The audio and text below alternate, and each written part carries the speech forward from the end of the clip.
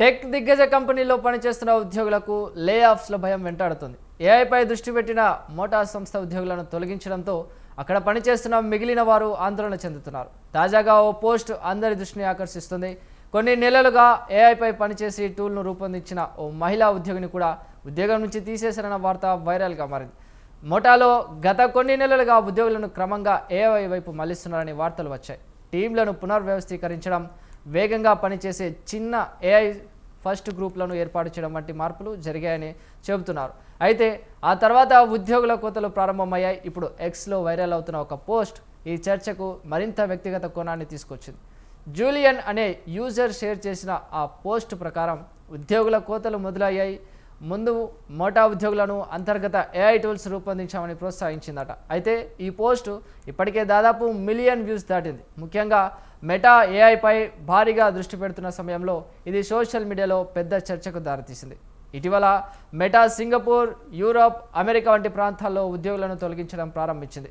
మే 20న వేలాది మంది ఉద్యోగులకు టెర్మినేషన్ ఈమెయిల్స్ వెళ్ళినట్లు వార్తలు వచ్చాయి. కొందరికైతే తెల్లవారుజామున 4 గంటలకే నోటీసులు వచ్చాయని చెబుతున్నారు. జూలియన్ ప్రకారం కొన్ని నెలల క్రితం మెటా ఏఐ వీక్ అనే కార్యక్రమాన్ని నిర్వహించిందట. ఆ సమయంలో సాధారణ పనులను తాత్కాలికంగా నిలిపివేసి ఉద్యోగులను ఏఐ టూల్స్ వర్క్ ఫ్లోలపై శిక్షణ తీసుకోవాలని కోరిందట.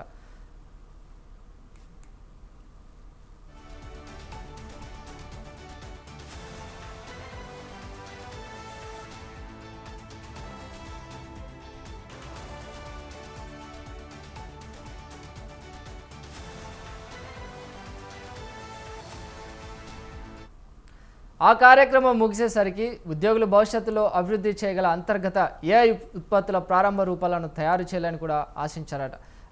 కానీ తర్వాత విషయం సోషల్ మీడియాలో పెద్ద చర్చకు దారితీసింది.